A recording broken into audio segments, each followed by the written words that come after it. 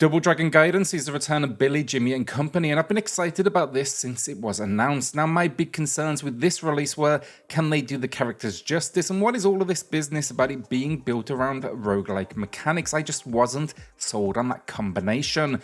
Well, that's what we're going to be looking at in today's review. My name's Alex, this is SwitchCorner, and if you do enjoy the video, a like and a sub, it goes a long way. Double Dragon Gaiden then has been released digitally and physically. It retails for $25 or your regional equivalent on the eShop, and then $30 for the physical copy. Now if you do decide the physical is for you, I do have an Amazon affiliate link in the pinned comment below. It's an easy way to support the channel and you can use that in any region. While it's always good to see this cast returning, the story understandably takes a backseat to the action. It feels like a celebration of the series at this point, and that is really all I wanted. Now the year here, it's 1990X, nuclear war has all but destroyed New York City, and the streets have been taken over by gangs who are battling for control. Fed up with the situation, you are called into action by the new mayor, who wants your help in regaining control. There are some fun, if brief, sequences throughout the adventure, and it's exactly what I expected, a simple excuse to go ahead and punch stuff.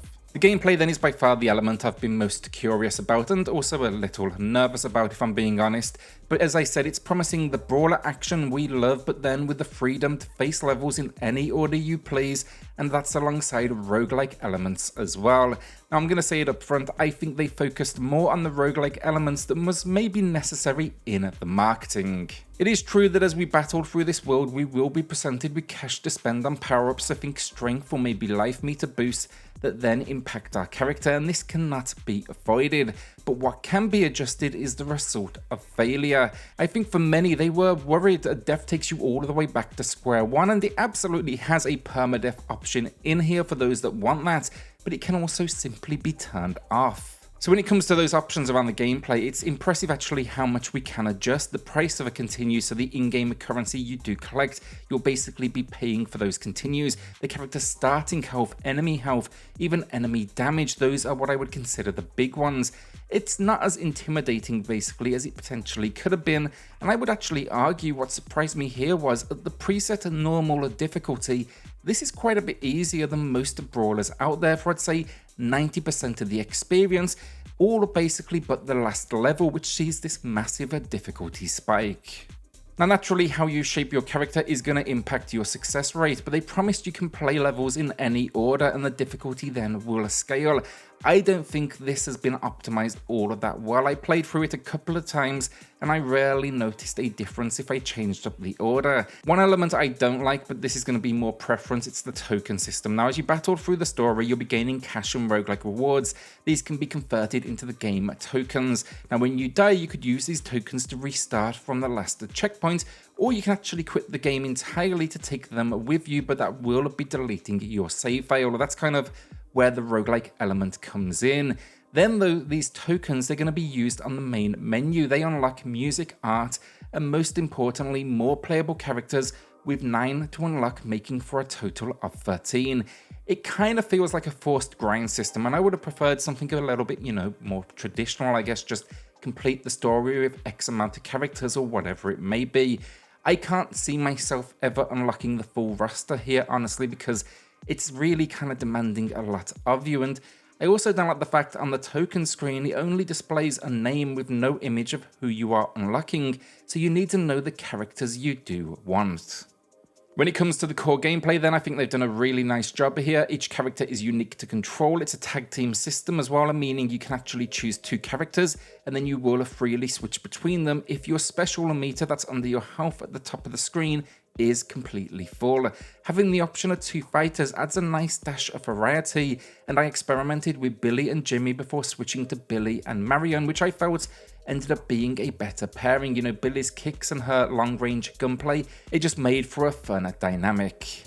Controls then are simple as well. We have our melee attack, we can combine it with a jump or a double jump, we can sprint, we can grab, we can pick up items, and then there are specials, and these are a simple 1-button input. Where you mix things up it's the combinations and the directions you push as you do implement them. It also just feels incredibly responsive and satisfying. It can be easy at times to trap enemies in corners, but that's something I'd consider a strategy when the game's really out to give you a hard time. And I also love the fact you can recover mid-air with a jump when you've been hit, basically cancelling out that animation. You know, it's the one that has you heading towards the floor. It feels great, and it just keeps the action flowing. Enemies and bosses then, and there's a good variety, each with their own unique attack patterns that should have you experimenting with your tag team's abilities. Think those with weapons, heavies, ninjas almost, all sorts going on in here, but they all have unique animations, which I really do appreciate.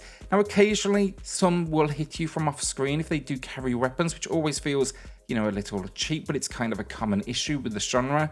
And the bosses as well, they don't quite fare as well, I guess. I'd consider it a mixed bag here, with 50% being entertaining and challenging, and then others that are simply cheap and rely on stun mechanics. The level design then rounds it all out, and here's where I'm most impressed. I will admit a few of the levels can be a little weird in their layout, but generally these are entertaining locations packed with a few secrets, tons of destructibles so you can earn cash, weapons to leverage, and even some obstacles designed to kill you. Actually turns out though, the obstacles, think spikes in the floor, more often than not they are on your side thanks to some dumb AI from our enemies. I just wish now this game had online support, but sadly it is offline only, and even then it's 2-player only, which feels like an unusual decision considering there is at any time, you know, 4 characters that you are switching between. I guess you could pass the controller for the tags to make it work, but with games like TMNT having these online options, it definitely feels like a miss. My final note on gameplay then regarding length. Given the genre, this can be technically completed in around an hour or so, but it's designed to be difficult. I think the last level is going to stump a fair few of you like it did me, and of course you come here to replay and then tweak those different options. Visually I like it, but I see it getting mixed responses because, let's face it, you could describe the style here as anything, you know, cute. I think the detail in the pixel work though is great throughout, and the animations are particularly impressive as you beat down on this world. There's also a nice amount of variety from location to location, and then the cutscenes are a highlight as well. They are simple and mostly still images with single lines of text, but I think it's a nice throwback to the retro vibe they are going for. Not a huge amount else to say honestly. Menus are easy to navigate and the game throughout performed flawlessly. Audio then, and the soundtrack is fantastic. I love the music. I will absolutely pick this soundtrack up if they give it a physical release. I had my speakers dialed all the way up throughout. The rest of the audio then, it's kind of simple as expected, and you know, the music's the focus here, but there's a few dialogue text cues and the combat sounds good throughout with kind of that retro charm. So overall, a Double Dragon Gaiden and Rise of the Dragons had me worried with its roguelike advertising, and while yes it is in here, it's got enough options to basically bypass the majority of it if you do prefer.